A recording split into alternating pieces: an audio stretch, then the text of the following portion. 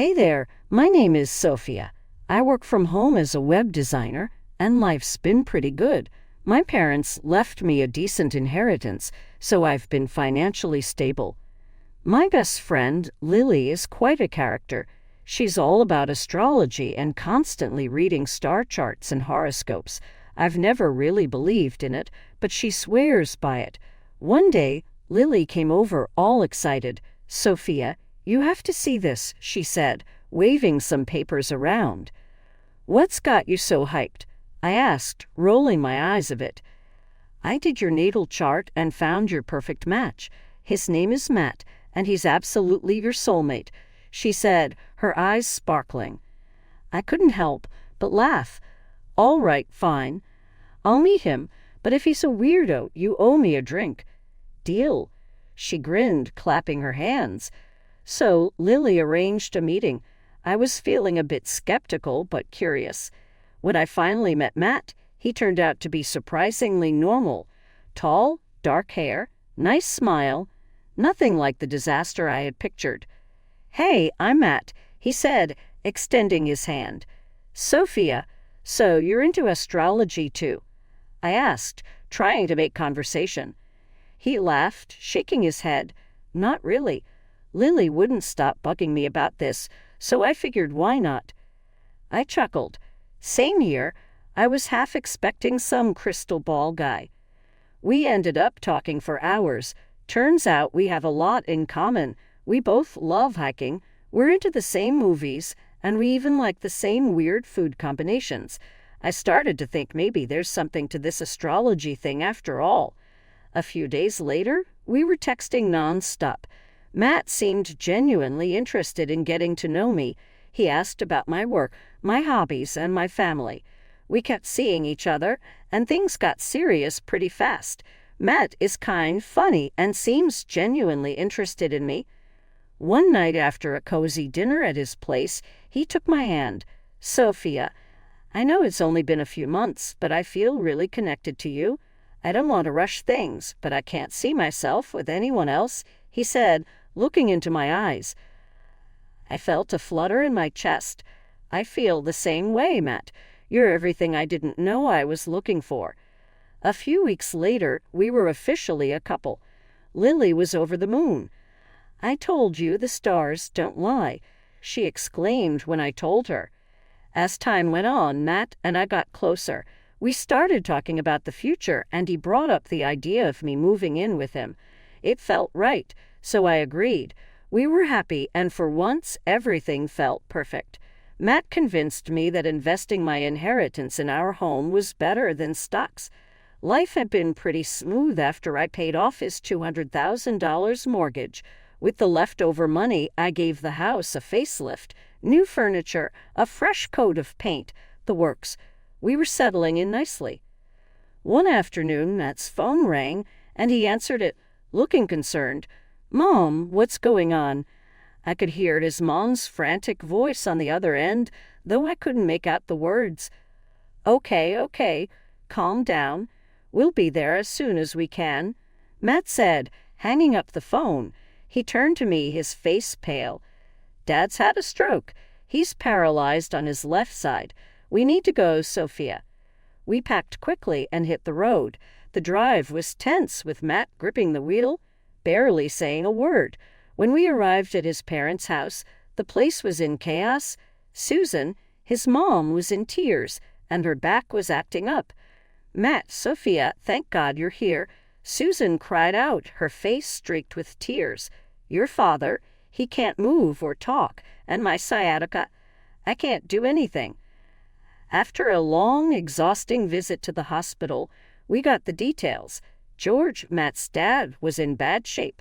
He couldn't move his left side and couldn't speak.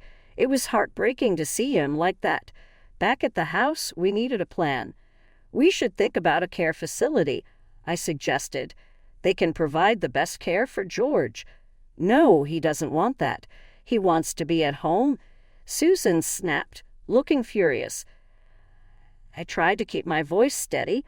"All right, what about hiring a nurse then? Someone who can be here around the clock." Susan shook her head, her eyes filling with tears again. We can't afford that. We're running out of money." Matt looked at me, clearly pleading. "Sophia, we have to do something. Mom can't handle this alone."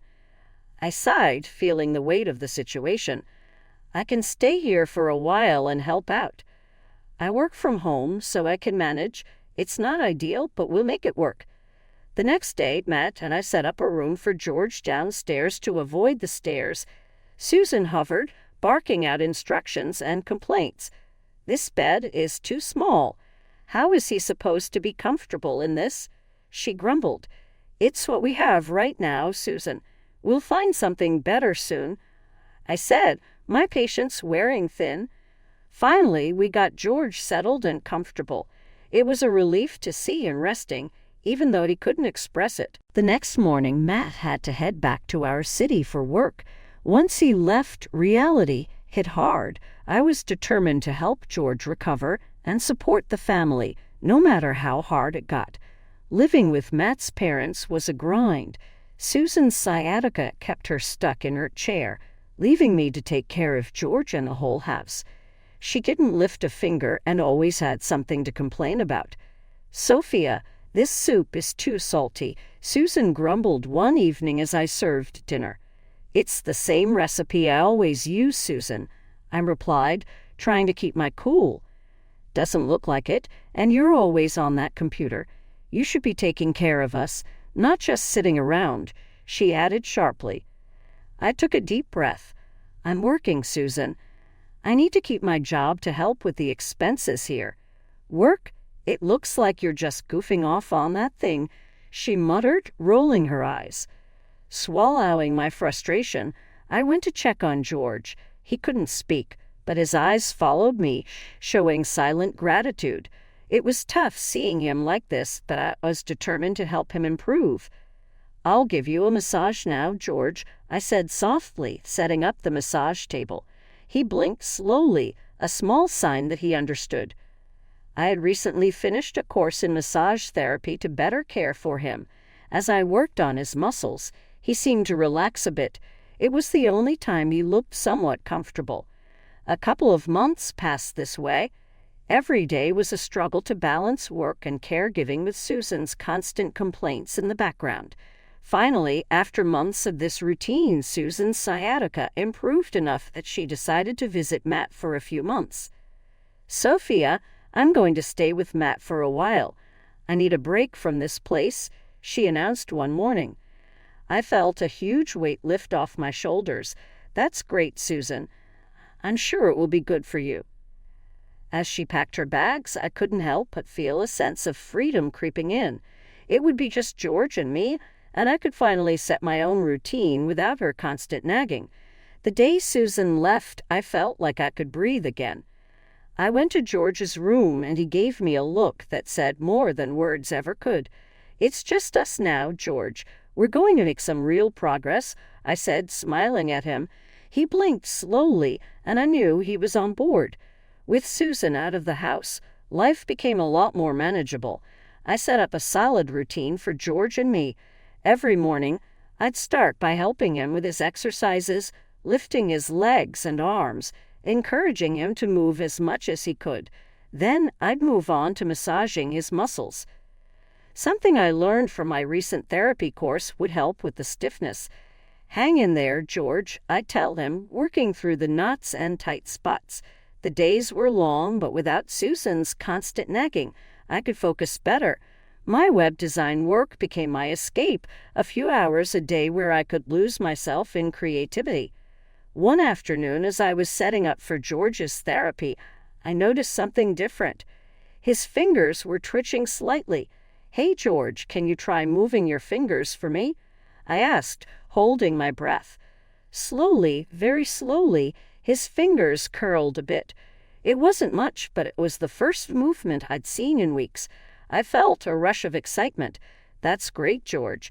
Keep going just like that." I encouraged him. His eyes lit up with a spark of hope. From that day on, we worked even harder. Every little twitch, every small movement was a victory. I started incorporating more exercises, pushing George to do a bit more each day. The weeks passed, and George's improvement was steady. One day, as I was helping him stand, he managed to take a step with some support. "Look at you, George, you're walking," I exclaimed, almost jumping with joy. Our daily routines became more rigorous. We'd walk a few steps every day, and George's confidence grew with each one. His strength was returning, slowly but surely. One evening, after a particularly good session, I decided to sit down and have a chat with him. "George, you're really making amazing progress. How are you feeling about all this?"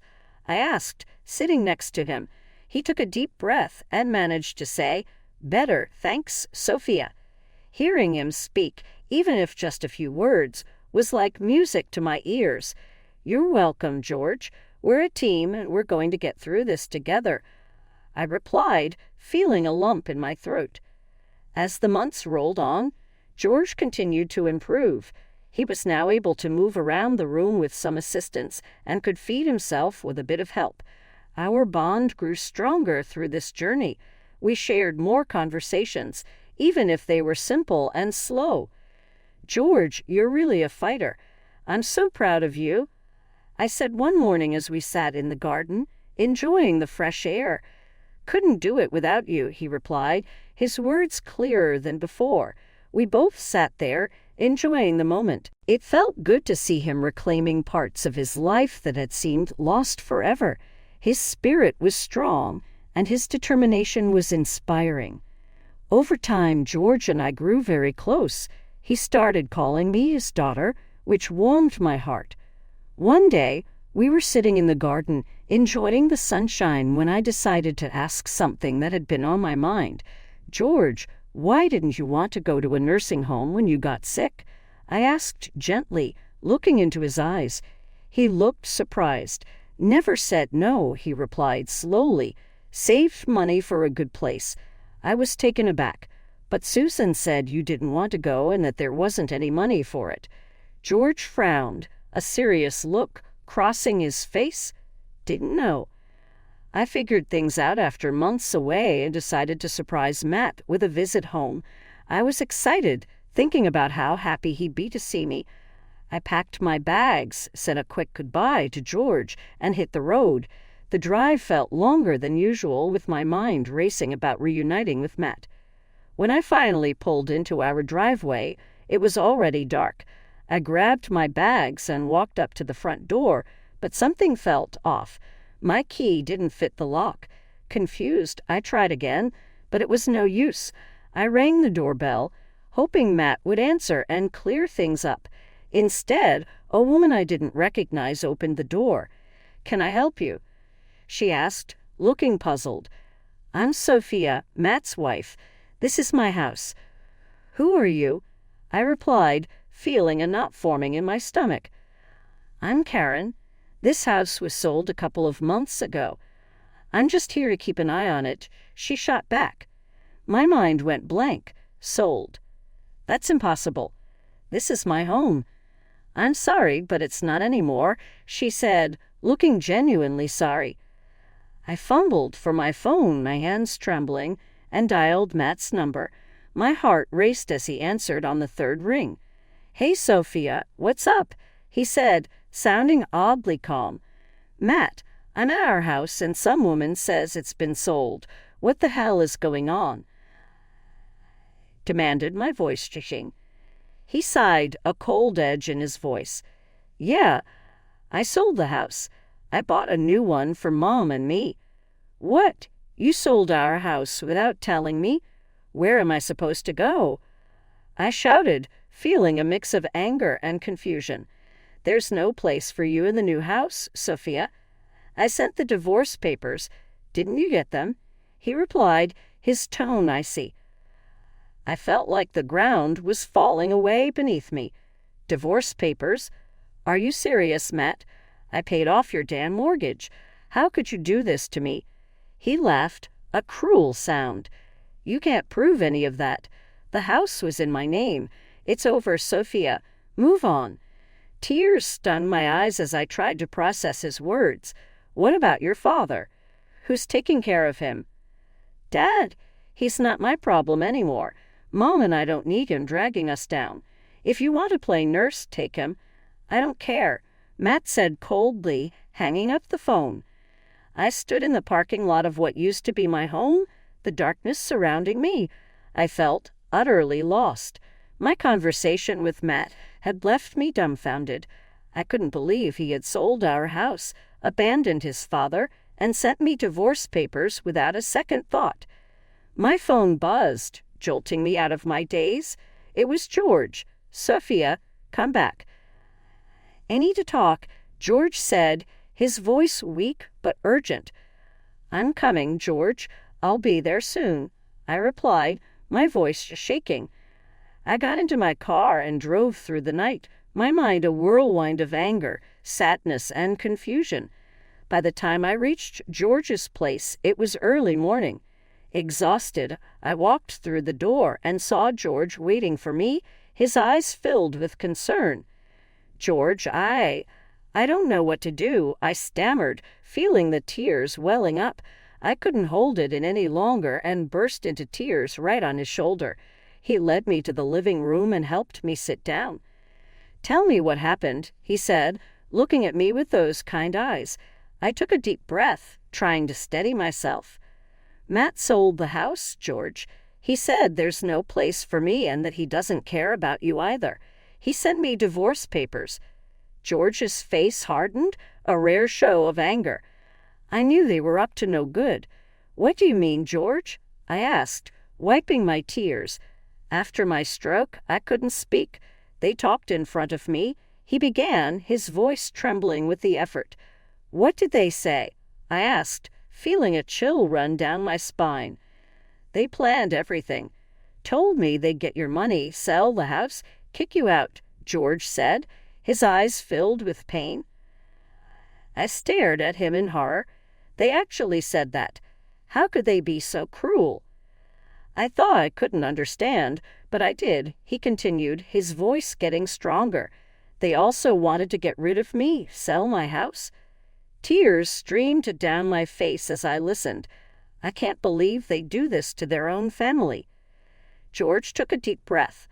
"I've taken care of everything." "What do you mean?" I asked, looking at him confused. He reached into his pocket and pulled out a set of keys, handing them to me. "I bought Matt's house. It's yours now," George said, handing me the keys. I looked at them, then back at George, feeling a wave of emotion. "You did this for me." "Why?" "Because you deserve it. You paid for it, not them," he said firmly. I burst into tears, but this time they were tears of happiness and relief. "Thank you, George. I don't know what to say." As I sat there, holding the keys to my new home, I felt a mix of gratitude and determination. George had given me a second chance, and I was not going to let Matt and Susan's betrayal break me. We were going to fight back and win together. The next day, George decided it was time to make things official. He called a lawyer to the house to change his will. "Sophia, I need you to be the heir," George said, looking determined. "Are you sure, George?" I asked, feeling a mix of gratitude and concern. "Yes, it's right. You took care of me, not them," he replied, his voice steady despite his condition. The lawyer arrived, and we sat down at the kitchen table. George explained his wishes, and the lawyer nodded, drafting the new will.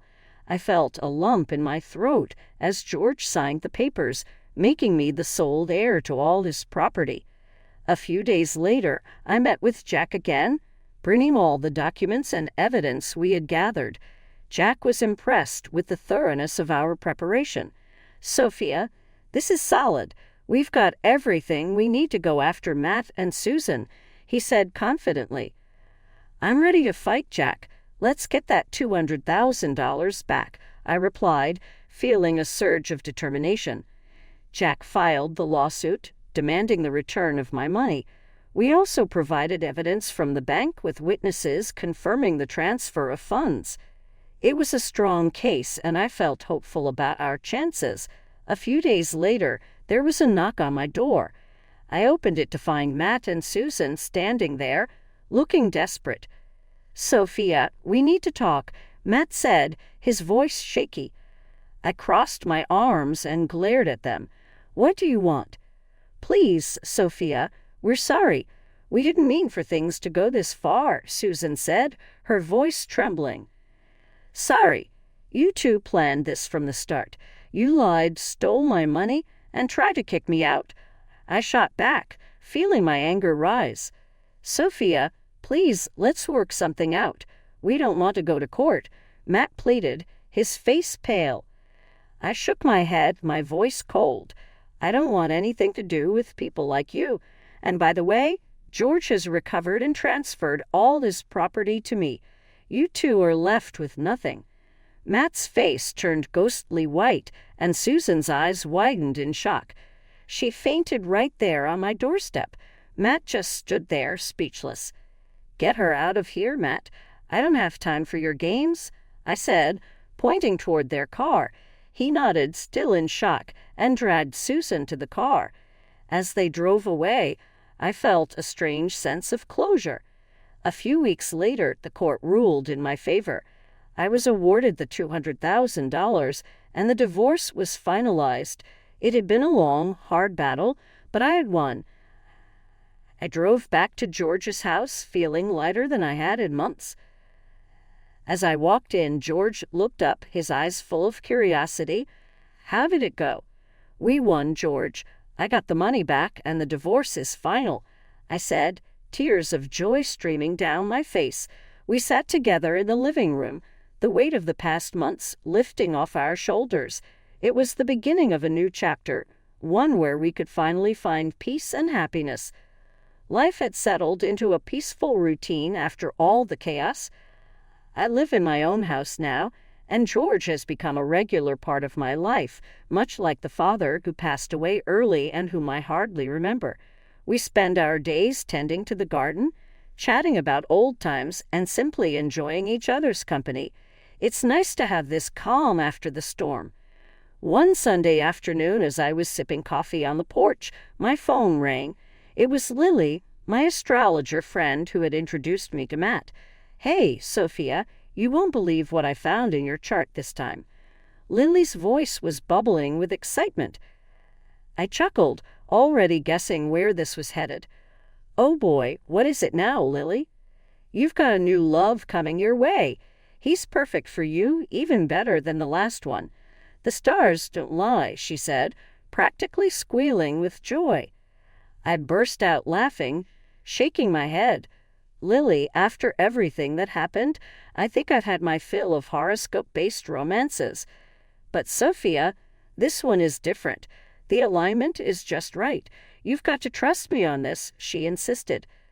Lily, I appreciate it, but I'm focusing on myself for now.